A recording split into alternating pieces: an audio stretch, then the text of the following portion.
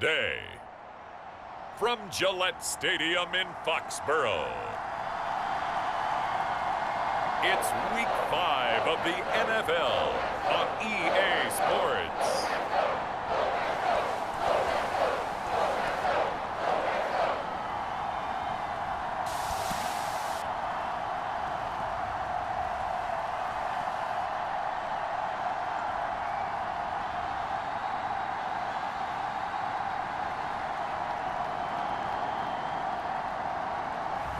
It's the New England Patriots taking on the Detroit Lions.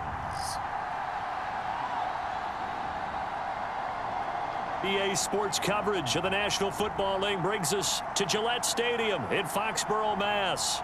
Today, we've got a good Week 5 matchup in store here between the Detroit Lions and the New England Patriots.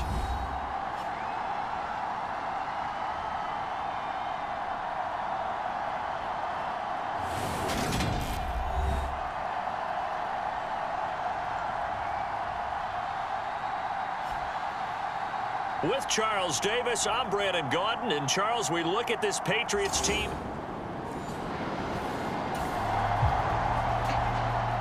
We have a 1st and 10 forthcoming. We have a red zone alert as well as this offense looks to punch it in a scoreless first quarter.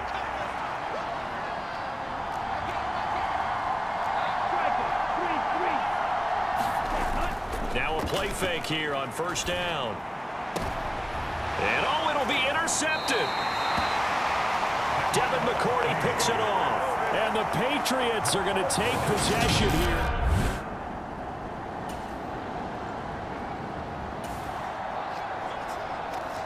A scoreless game here early on, but how much longer will that hold up as we've got action in the red zone on 1st and 10. Well, they'll run it here on the jet sweep. And they're going to lose some on this play.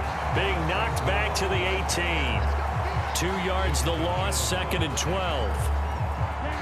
That's the danger, Charles, of running plays like this for your wide receiver. They can hit big or they can be duds. Yeah, you're exactly right about that, because if they're forced to try and go around defenders behind the line of scrimmage, sometimes you can give yardage in order to gain it. But in this case, they gave yardage and didn't get it back. 13 yards on his first catch. It's a 1st down as well.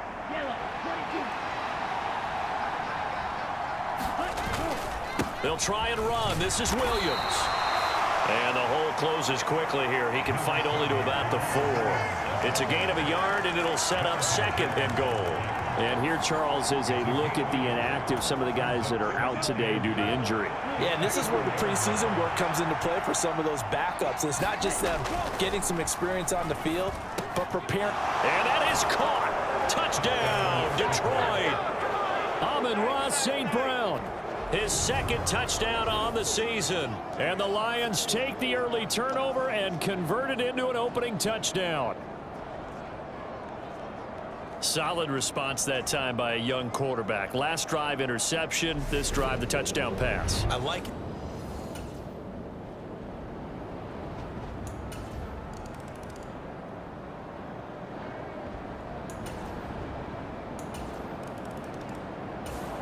The Lions offense ready to kick off their next drive. And Charles, a very uninspired effort the last time we saw them out there. It was a quick 3 and out, then they punted the football. Yeah, and you never want to get stopped so soundly during a series, but what would be even worse now is letting it happen again right here. They've got to get going. And past the 40 before he's out of bounds. That's a good way to start the drive. 17 yards and a 1st down. And this pass rush has really been bringing the heat and has already gotten home a few times here in the first half. So how about the play call there? Sometimes if you can't protect, you've got to fool them. Screen passes like that can take a little steam out of what's been a relentless rush so far. Short completion, just 4 yards, and that will bring up 2nd down.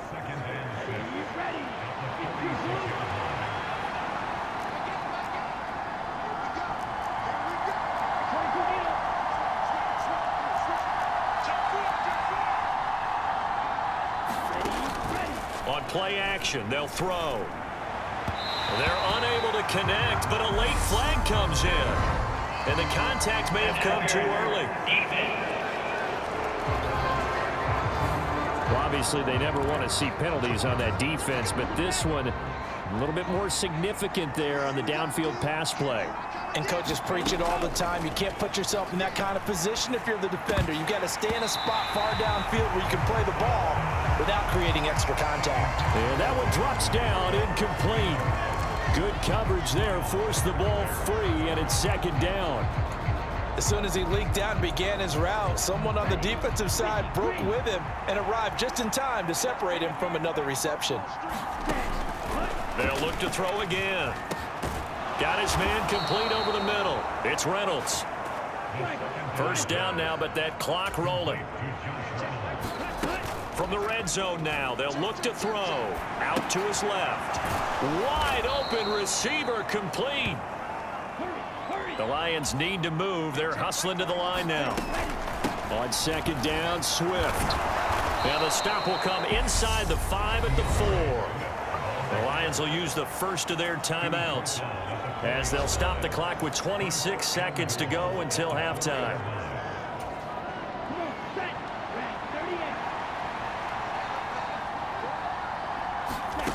Now they'll throw here out of the gun.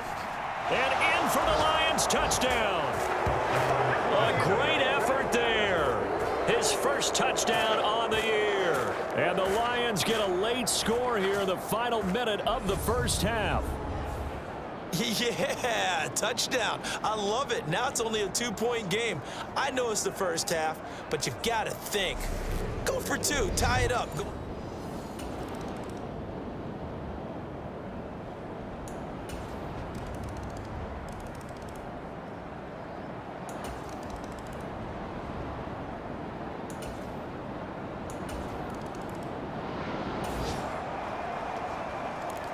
It's a third down situation in the fourth quarter. Time to see if this defense is up to the task. They'll stick with the passing game as he looks to throw. He finds his target, Ebron. And he's got another first down as the tackle's going to be 35.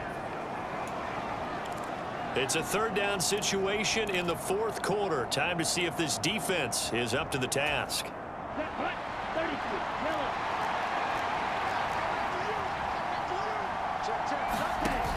Here's a play fake as they set up to throw. Ebron caught left side. And that was some effort, but it would appear that he's going to come up about a yard short. So now one of the biggest kicks of the night is forthcoming. From the left hash mark, this a 43-yard attempt. The kick by Maher is good. And this is back down to a 7-point game.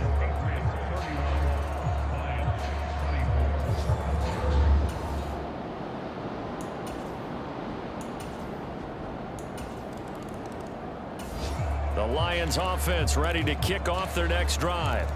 And last time able to get 3. It's not what they wanted. They wanted 6, but they got at least something. They mustered something out of the drive. They'll take it. I like the way you've described it. Not ideal, but they'll take it. Anything to put some points on the board. And this is intercepted, and that should do it. It's Kyler Duggar who picks it. And the Pats are going to take possession of the football. Down under 2 minutes to go in this football game.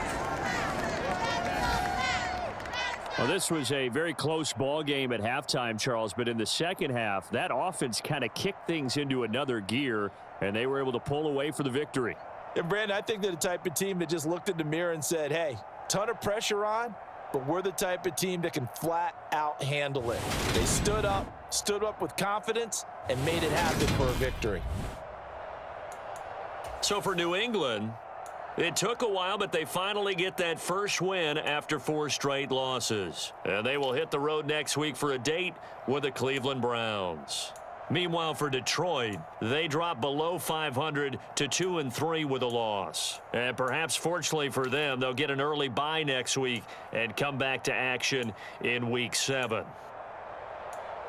That'll do it for us. I'm Brandon Gaudin alongside Charles Davis. Thanks to our entire crew as well. We'll talk to you next time. So long, everybody.